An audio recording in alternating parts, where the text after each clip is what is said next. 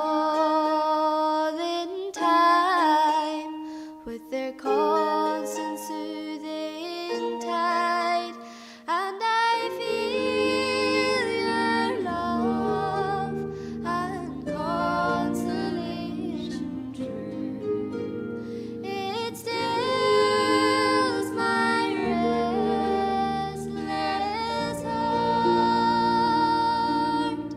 and I search the sky for your constellation bright, a sign of peace in the dark. I stand in the silence of your sanctuary, and I hear the whisper of prayers through the leaves, and I feel your love and consolation true. It stills my restless heart, and I search the sky for your constellation bright, a sign of peace in the dark. I raise my hands to heaven.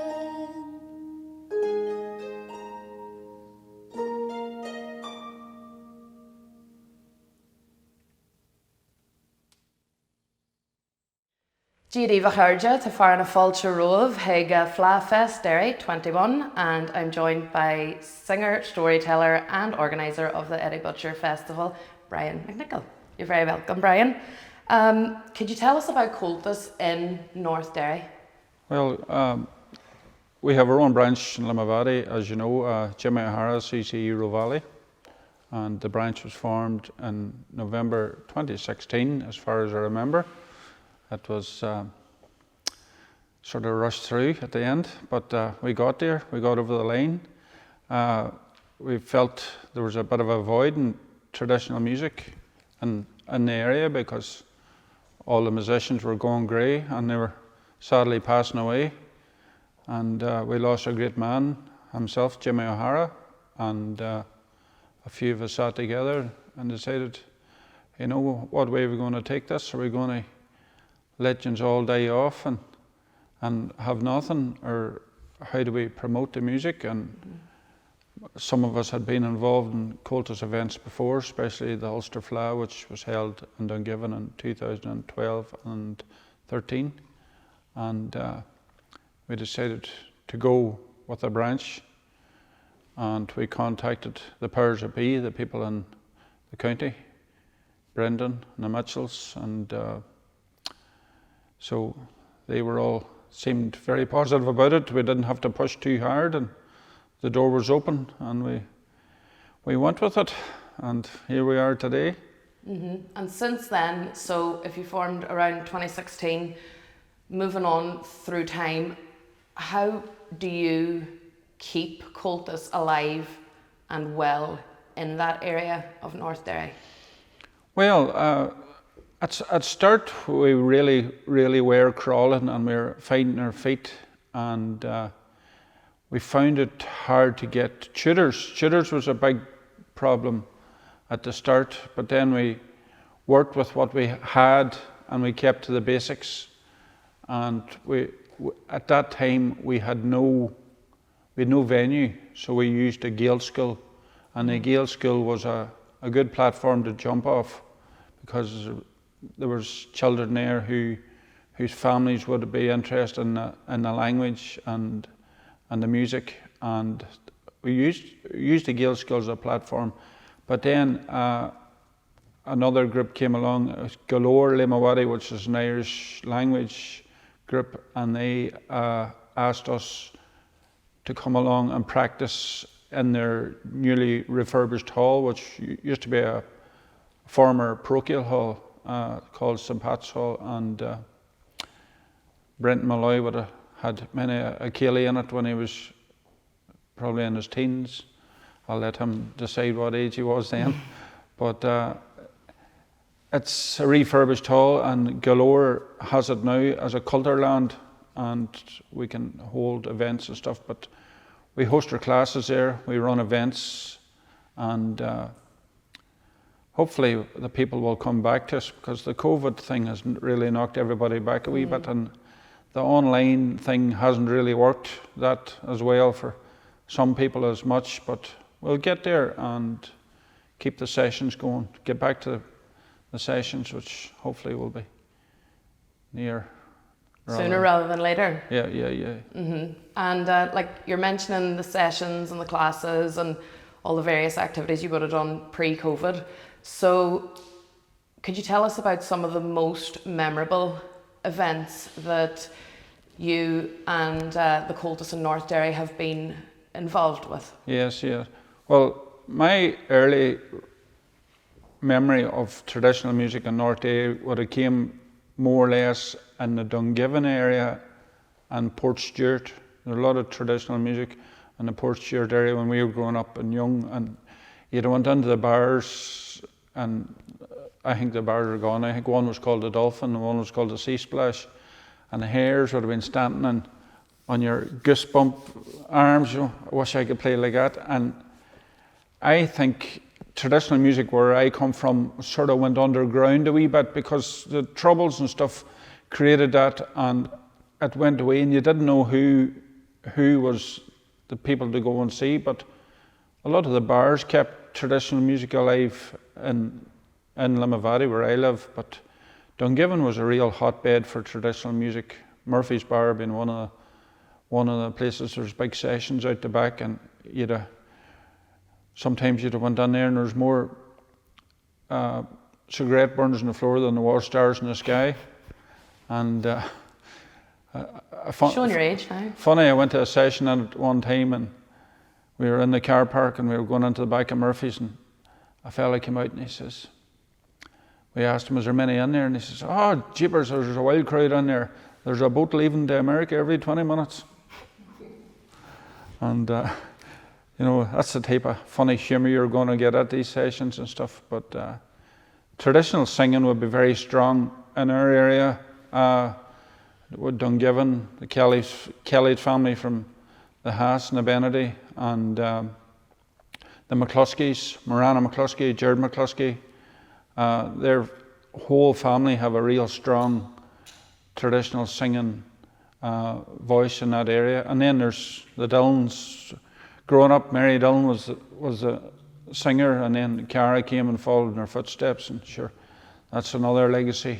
And music, Seamus O'Keehan has been a real guru for us, because he's just helped us in so many ways. He's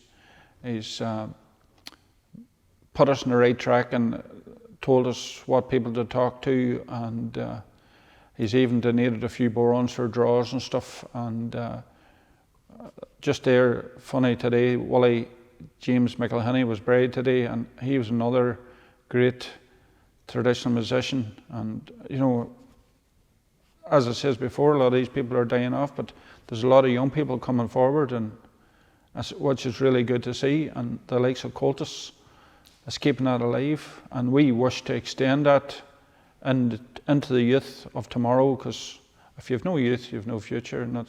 And you need families. Families is the cure. If you get a mommy and daddy and behind, mommy and daddy will get push that, and the children will just follow. And it is families that keep it going. Families are the core of it. And we chatted at length about that today, actually, in a few of the interviews, that Comhaltas is obviously a really family-centred organisation, and the whole ethos behind it is to promote the culture through the generations. And I mean, you've done that already in your branch, and it's a really young branch in that you've hosted a County Fleadh. That's right. We hosted County Fleadh 2017 and 18, I think. That was a tremendous boost for our branch, and the town of Limavady. A lot of people wouldn't have been familiar with traditional music in the town, and we opened that door, and they were well impressed. And we had set dancing in the street, we had live music in the street, plus at the same time our competitions were going on in the venues, and it was a real eye-opener, and people, you know, we got lots of help from the council, and we got lots of help from political figures, and people were really on for it. The business communities were outstanding, very generous, and maybe someday we'll go that way again, have another one. We has Legia, as they say, with the help of God. Well, thanks a million for coming in, Garamila Mayogat, and we wish you all the best with your future endeavours out in Jimmy O'Hara, CCE. Thank you, thank you.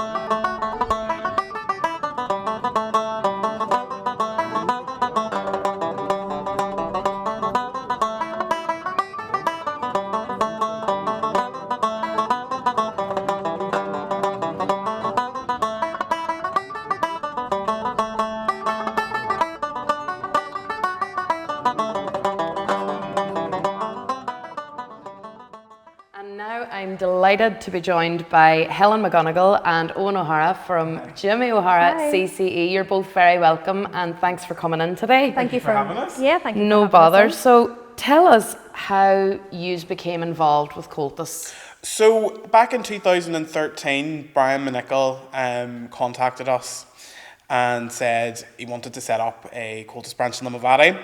Obviously Limavady didn't have one and hadn't had one before, so we thought, yeah, absolutely, both wanted to be involved, thought it was really fantastic to be bringing Comhaltas to Limavady and giving kids and some older people too the chance to really engage with traditional music for the first time, and a lot of them hadn't had that exposure before because Limavady had been lacking in it. Yeah. So we were really keen to get on board with it and do anything that we could to help. Obviously, then I suppose the icing on the cake for us was that the branch, Brian wanted to name the branch after our late father, Jimmy O'Hara. So that's where we get our CCE Jimmy O'Hara from. So I think that, coupled with the great wealth of tradition that was going to bring to the area, really made us want to get involved. And that's fantastic. And Jimmy O'Hara CCE, as you've said there, Helen, is named after your late father. And maybe you could tell us a bit more about the work and the involvement that your father had with Comhaltas and the traditional Irish music scene in your area of North Derry. I think if you asked anybody about who really drove the traditional music scene when Daddy was alive in Limavady, his name would have been the one name that would have constantly kept coming up and up and up. Daddy was very, very, very heavily involved in sessions and playing at ceilidhs, playing at set dances and teaching people instruments. People brought their instruments to Daddy for repair and that kind of thing. Over the years, Daddy would have travelled anywhere in Ireland for a fleadh and would have played at many fleadhs and just really thoroughly enjoyed like the culture. He travelled the world, really. He travelled the world playing. He would yeah. have travelled the world playing Irish traditional music as well. So He was known for playing other styles of music as well, and some classical music. But really, when it boiled down to it, it was traditional music was what was flowing in his veins. yeah, it really was. Like many people over the years would have said that Daddy just could play a traditional Irish air like no other person. Yeah. He would have been clinging to every note, every sound, and he just did seem to have it flowing through his veins, really, as you said. And I mean, that really sounds as if your father was almost the embodiment of Comhaltas, in that he was all about the preservation and promotion of the traditional Irish arts. He was a real custodian for the Irish culture. I think that's a really good way of describing him, actually. His passion for the traditional culture as well was anybody that would have met him would know immediately how much love he had for the music, but also then for other aspects as well. Yeah. I think one thing that Daddy in the area would have been particularly well known for as well was his involvement with cross-community projects and encouraging other people from other cultures to really, you know, appreciate and take part in the traditional culture that he had so fondly within his heart. And he would have taken part with many other groups and people of cultures in the area, teaching them traditional music as well. And that would have been things that they wouldn't have been otherwise open to have been experiencing if it hadn't have been for him. Like as well. really sort of passing on his knowledge of the Irish arts and maybe exposing people who have never had an experience of the Irish arts. And I mean, that's no mean feat going through like some of the decades, not just in North Derry, and it's been touched upon in other interviews from the city and the county, you know, during the Troubles, politically turbulent era. I mean, to have had someone like that in that area of County Derry just continuously, you know, pushing and promoting and teaching and just giving of his time and his energy and, you know, his own art. That's so He cared about the music. That's He didn't really care the about truth, what Anybody anybody else. was or where they were from. He didn't mind what side of the divide you came from. If you were willing to talk to him about music, he was going to talk to you about music. And Amazing. many people had no conversations with him apart from just about music in his whole lifetime. That's just what he was known for. I know, like that's the thing. You would have just gone, oh, you're the musician's daughter, you're the musician's son. You know, I think one thing Daddy always really, and he would have pushed with us too, was that music can bring people together. You know, when you start communicating through music and stuff and through creative art, that, you know, it doesn't matter what your background is, what your culture is, everybody can just appreciate it and get on board with it together. So I think that's something we are hopefully moving forward going to try and revive a wee bit more again. Especially and the area, post-COVID now, whenever we get the go-ahead to be able to go back forward. We were doing a few community projects ourselves with between the different schools in the area and things. So that's something I think we really would like to kind of continue on and push forward with too. And that's brilliant. I mean, you've been keeping really busy pre-COVID and during, and I'm sure afterwards you will be as well. But I mean, we can agree, maybe for people watching the programme who don't know the geographical kind of layout, Roe Valley is an extensive, expansive area. Yeah, it really so is. maybe you could tell us a bit more about the prominent traditions that are coming out of that particular region of North Derry. Okay, so as you say, Limavady would make up a large portion of what the Roe Valley is, but then, as you said, it expands out around the massive rural environment outside of that. One tradition that I suppose is really, really deeply rooted, I think sort of goes back to maybe the 10th, 11th century, would be the culture of like harping. And we have a fantastic school run by Nollaig Brawley in Dungiven, School Rory Dahl, and they really trying to keep the culture alive. But that actually stems back to what some people would, I suppose, know nowadays as Danny Boy, the tune Danny Boy. Yeah. But I think if you actually look back into the history of that, it's actually would have been in the sort of 12th century would have been known as O'Cahan Lament. And that stems back from Rory Dahl hearing one night, apparently, the folklore tells us, that he was drunk and fell asleep on the banks of the River Foyle. River Row. The River Row. Strike up that out. He fell on the banks of the River Row, and that was after, unfortunately, his land had been taken from him, and he would have been, the O'Cahan clan would have ruled for centuries and centuries, much of what would be now County Derry. And he heard, apparently, the fairies playing it, or playing it through, he could hear it in the wind, the fairies, and he actually went back then and played that tune on his harp. And over the years, it would have been said that people could have heard him playing it as they were going through the Roe Valley area. They would have heard him playing His ghost. lament. Yes, really mythical O'Cahan and lament, because magical. it was so full of melancholy and so full of loss, and very much what he was feeling at that time. And then, so from that, it was, the notes were noted down by Jane Ross, who was someone from Limavady as well, when she heard blind fiddler Jimmy McCurry playing it at the Gallop Day Fair. And he had, and this was in the 18th century. This was the 1850. And he reckoned that he had heard it up the Roe Valley Country Park as well. He heard it being played upon a harp. So that would be the ghost of Rory Dahl had played this. Yeah. And that's this so lament. fascinating because I'm sure there are plenty of traditional Irish musicians, and myself being guilty of this, when you think of harp and you think of the melodies of a harp, automatically think Turlough O'Carolan and the O'Carolan tunes, but people actually don't realise the significance and the importance of O'Cahan and the melodies that he has brought into the genre. And I just think that's so fascinating that that's right at your doorstep. And it is, and I think that's one of the things people don't ever see that about the Roe Valley area. That's not something, if you mentioned to people from our area, that they wouldn't all know that is one of the roots of like harping throughout this area. The story goes back as far as 1850, and that's it. And everyone forgets after that forgets that there was anything before that. And actually, I find that a far more interesting definitely piece of history to do with Limavady and what sort of makes the Roe Valley area so unique and has made such a good contribution, as you say, to harp music as well. And another element, I suppose, of the traditional Irish arts, which seems to be growing exponentially in the area, is the Irish language. Oh yeah, that's and fantastic. Again, that in itself is something quite significant, in that you already mentioned like the other communities and the divide, and I've sort of referred to the politically turbulent era of the Troubles, but I mean it is a very mixed area, so the fact that the Irish language is coming to the fore is outstanding. Yeah, and it really is. I think it's quite exciting. It's quite an exciting time for the people of Roe Valley and the Limavady area, particularly that we now have a knee school, so children can go there from really young, and then we also have Gael School Limavady, which my daughter actually goes to, and I am just so excited for her that she's having the opportunity of an Irish education, something that I would have loved to have had whenever I was at school.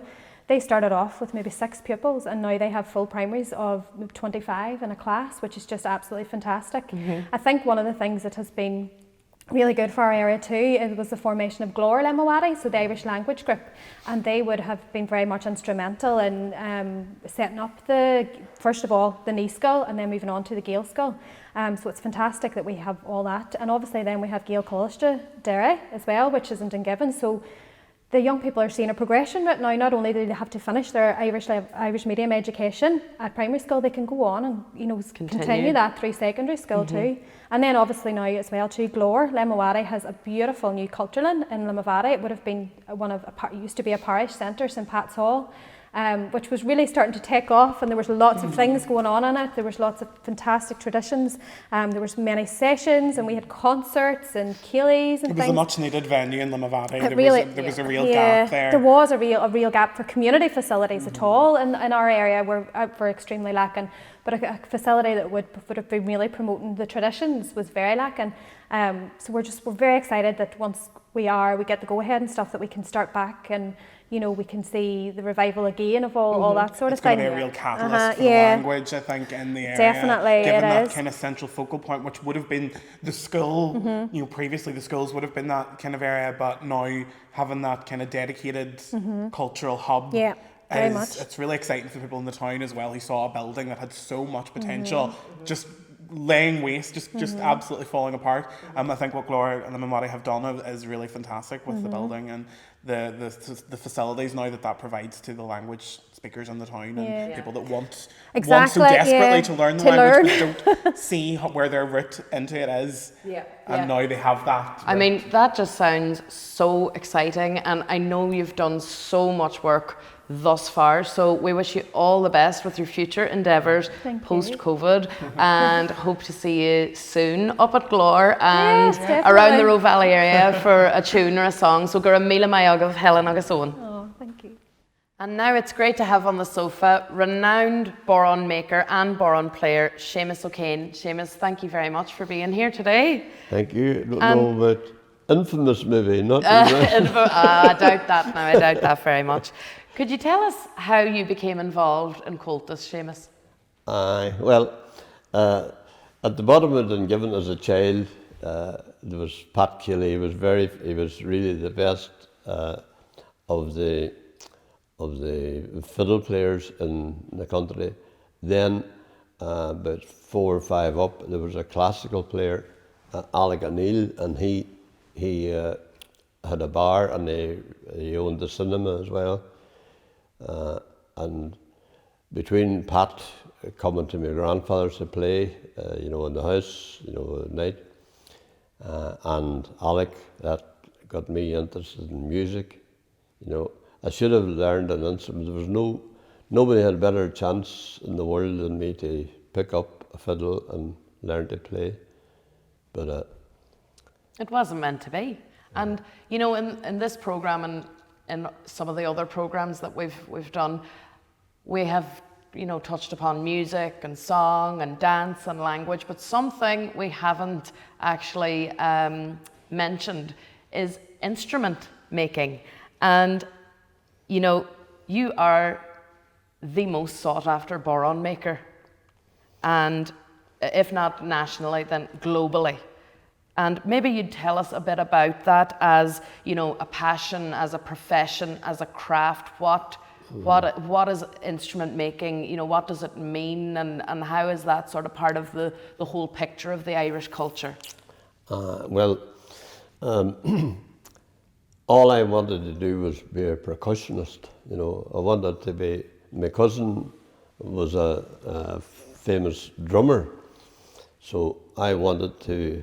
Anytime he got up from his drum kit, I was beating at his drum kit. He was Colin Keeley at the top of the town, Packy's younger brother. Show bands were the thing. There was a lull, bad lull in traditional music, where the traditional musicians, I suppose to make some money, they changed into pop music, mostly like a country and western kind of style. But you've got the situation, say, with the O'Haras down in Fallenveer, Killywool. They formed bands, Francie Brawley and Kay Heaver and them. And Dungiven, they formed bands, but they were really it was the germ that grew, but for me, it's only percussion, and I made my own drum kits out of snow sam tins and paint tins and all the full kit, and banging away in the shed, And then to get me stopped, there was an old woman next door, and she would send the sun out. The shed had a tin roof, and he would throw a brick across and that was a signal that they'd had enough, you see. But that went on every evening, So it was just always an innate kind of intrinsic affiliation to percussion and that interest then that drew you not only to play but to then move on to make and craft. I was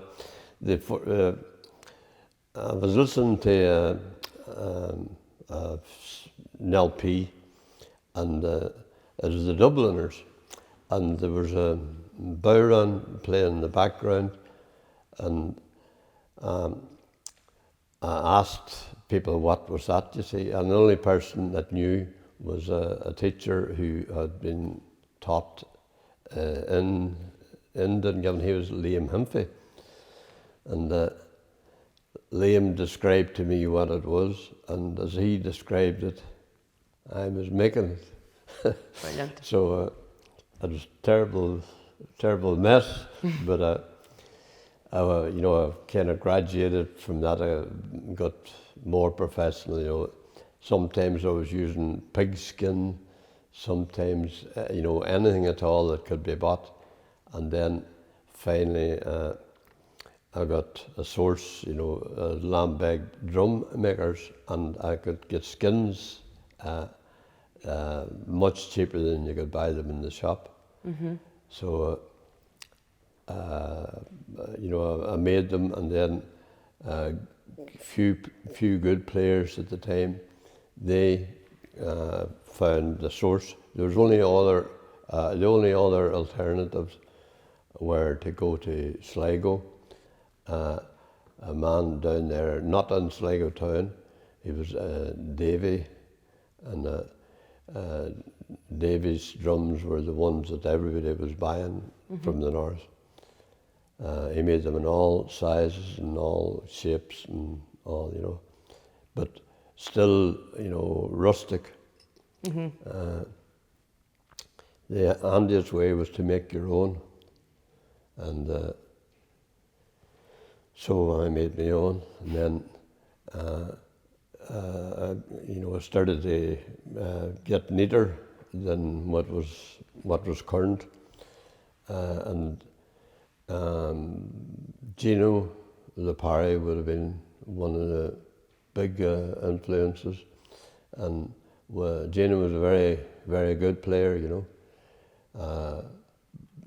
Probably the best of all that was available at the time, and he his influence, as he was out playing much more outgoing than me, and people were asking him, where did you get that? And then you know, I was getting customers, maybe only a dozen a year. We've touched upon in the North Derry programme, you know, prominent traditions such as the harp, the amazing singers that have come out of, you know, the region of Derry, the Irish language being at the forefront. But something that is often omitted, I think, from the narrative is the marching bands. And maybe you could tell us a bit about that side of the musical history. Okay. Getting back to your introduction, the harp, we set up the harp school in Garva after researching the stuff, and there was great discussion on about how do you term Dennis Hampson, is it Dennis O'Hampsey, is Dennis Crampsey and all this, but along with Janet Harbison and Brenton Boylan and Rose again, there was a committee formed, and but on the ground workers, it was Brenton and Rose that were responsible, really. Back to the marching bands. Well, each year, you know, numbers, it was difficult to get people to come, you know. Sometimes we introduced different sorts of dancing, you know. Sometimes we set dancing, and then Francie Brawley said, I know what to do. We'll get these, you know, dancing schools involved. So he suggested that, and failed to organise it until we organised it, you know, on the day, you know. As all great things are done, on the day. There was no, I had forgotten to get trophies, and they'd forgotten to get medals, and they'd forgotten to get adjudication seats. And, so we got it all kind of, we had it in the cattle market, and the women all came looking for the hair, you know, the things for making curlers and that. But we had to get, Lane had to borrow stuff, you know, big leading, you know. But they were all, you know, I went to all the local sports people, you know, they were all friends, and I would say, have you any medals? And they would say, oh, aye. And I got to come away after visiting about 5 people. The youngsters all played different sports, and I had a bucket full of medals. And we divided them into 3 different colours, you see. And after the competitions, I'd be listening, you know, and they'd say, oh, look at this lovely medal. And there'd be 2 boys boxing, or, you know, a footballer or a hurler. We never got one of them. Oh, they're lovely. We never got one of them before. Great. Thank you very much for all your insight today and for sharing your stories. Gura mila mai agat, Seamus, and Thank you. more art. Good luck. Thank you very much. Sineanish a charja, that's us now folks. Gura mila mai agav, thank you for joining us for the North Derry programme. Slán agus amor orav.